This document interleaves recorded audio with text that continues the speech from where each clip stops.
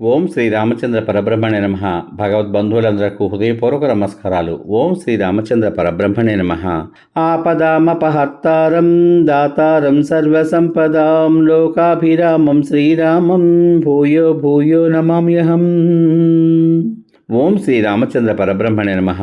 శ్రీ వాల్మీకి రామాయణము 4వ కాండ అయిన కిష్కింధాకాండ యందలి 8వ సర్గయందలి గల 1వ శ్లోకం నుంచి 46వ శ్లోకం వరకు గల అన్ని శ్లోకముల యొక్క వచన భావసారాన్ని సుగ్రీవుడు తన దుఃఖానికి కారణాన్ని రామునకు చెప్పుట అనే కథగా విందాం.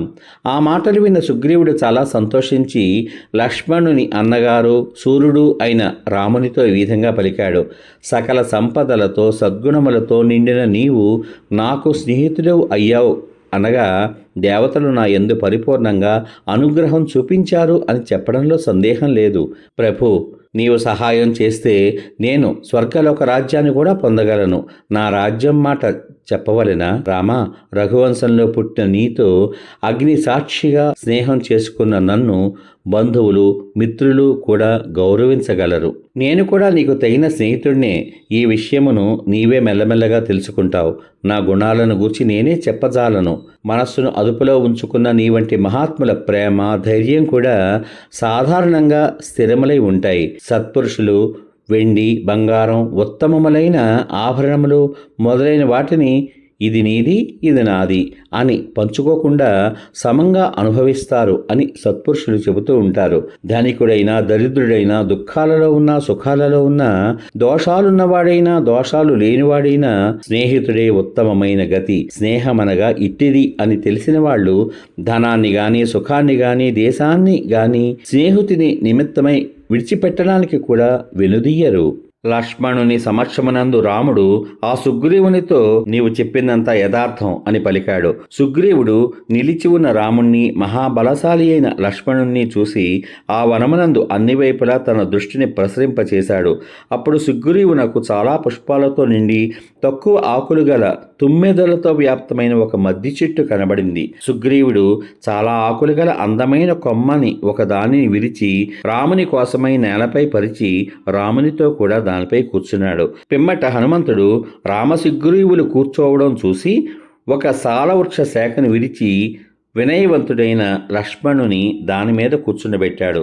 సాల పుష్పాలు అంతటా రాలిపడి ఉన్న ఆ శ్రేష్టమైన పర్వతం మీద సుఖంగా కూర్చున్న సకల మనోభిరాముడైన రాముడు ప్రశాంతమైన సముద్రం వలె ఉన్నాడు.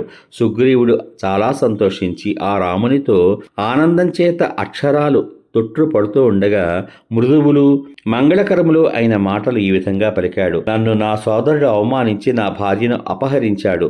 నేను చాలా దుఃఖిస్తూ భయపీడితుడనై పర్వత శ్రేష్టమైన ఈ ఋష్యముఖమునందు సంచరిస్తున్నాను. రామా, నా సోదరుడైన వాలి నన్ను అవమానించాడు. నాకు అతనితో వైర్యం ఏర్పడింది. నేను భయం చెంది ఏం చెయ్యాలో తోచక ఈ వనంలో తిరుగుతూ భయములలో మునిగి ఉన్నాను. నేను నా సోదరుడైన వాలి నుండి భయం చెంది ఉన్నాను. అనాథుడను.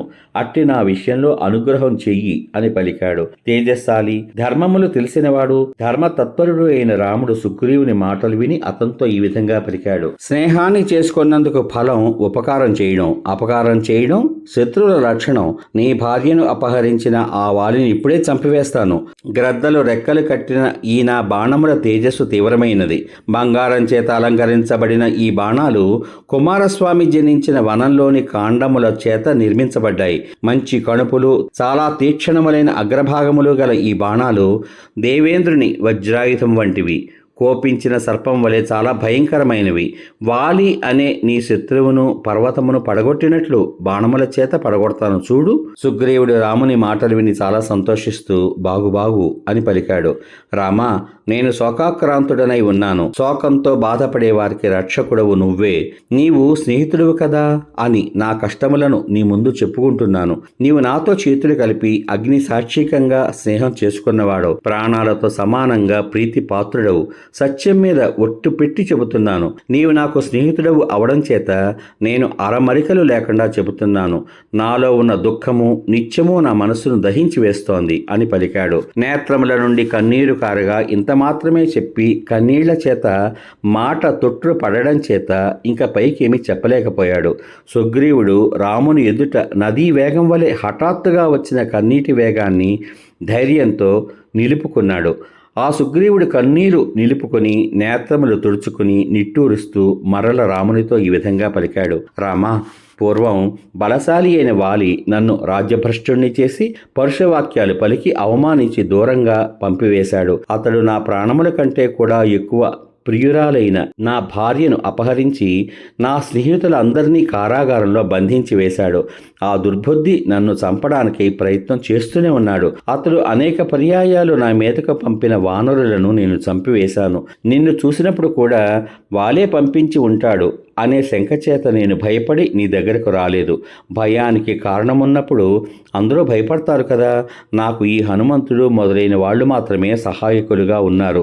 వీళ్ళు ఉండడం చేతనే నేను ఇన్ని కష్టాలలో కూడా ప్రాణాలతో ఉన్నాను. నాపై స్నేహం గల ఈ వానరులు నేను ఎక్కడికి వెళ్ళినా వెళ్తూ ఎక్కడ ఉన్నా నా పక్కనే ఉంటూ నన్ను అన్ని వైపుల నుంచి రక్షిస్తున్నారు. ఇది నాకు సంబంధించిన సంక్షిప్తమైన వృత్తాంతం.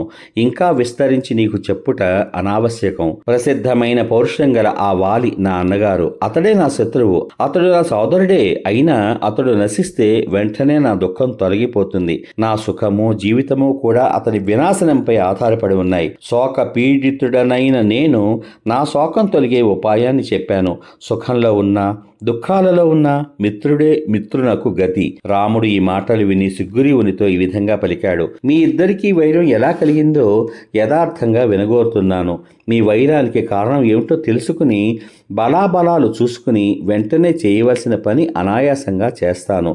నీకు జరిగిన అవమానం విని నాకు హృదయమును కలతపెట్టే బలవత్తరమైన కోపం వర్షాకాలమునందు జలవేగము వలె వృద్ధి పొందుతోంది. నేను ధనుస్సును ఎక్కుబెట్టి బాణం ప్రయోగించి నీ శత్రువును వధించేలోగా నీవు సంతోషంతో విశ్వాసంతో చెప్పు అని రాముడు సుగ్రీవునితో పలికాడు. రాముని మాటలు విని సుగ్రీవుడు నలుగురు వానరులు కూడా సంతోషించారు. పిమ్మట సుగ్రీవుడు సంతోషముచే వికసించిన ముఖం చేత వైరమునకు కారణమేదో యథార్థముగా రామునకు చెప్పడానికి ఉపక్రమించాడు. సమాప్తం. ఎంతవరకు మీరు శ్రీ వాల్మీకి రామాయణము 4వ కాండ అయిన కిష్కింధాకాండ ఎందలి 8వ సర్గ ఎందలి గల 1వ శ్లోకం నుంచి 46వ శ్లోకం వరకు గల అన్ని శ్లోకముల యొక్క వచన భావ సారాన్ని సుగ్రీవుడు తన దుఃఖమునకు కారణమును రామునకు చెప్పుట అనే కథగా విన్నారు. రేపటి భాగంలో శ్రీ వాల్మీకి రామాయణం 4వ కాండ అయిన కిష్కింధాకాండ ఎందలి 9వ సర్గ ఎందలి గల 1వ శ్లోకం నుంచి 26వ శ్లోకం వరకు గల అన్ని శ్లోకముల యొక్క వచన భావ సారాన్ని వాలితో తనకు వైరము కలుగుటకు కారణాన్ని సుగ్రీవుడు రామునకు తెలుపుట అనే కథగా వింటారు. ఓం శ్రీ రామచంద్ర పరబ్రహ్మణే నమః. శ్రీరామ రామ రామేతి రమే రామే మనోరమే సహస్రనామ తత్తుల్యం రామనామ వరాననే. ఓం శ్రీ రామచంద్ర పరబ్రహ్మణే నమః. సర్వే జనా సుఖినో భవంతు. శుభమస్తు. స్వస్తి. అయిందమ్మాయి.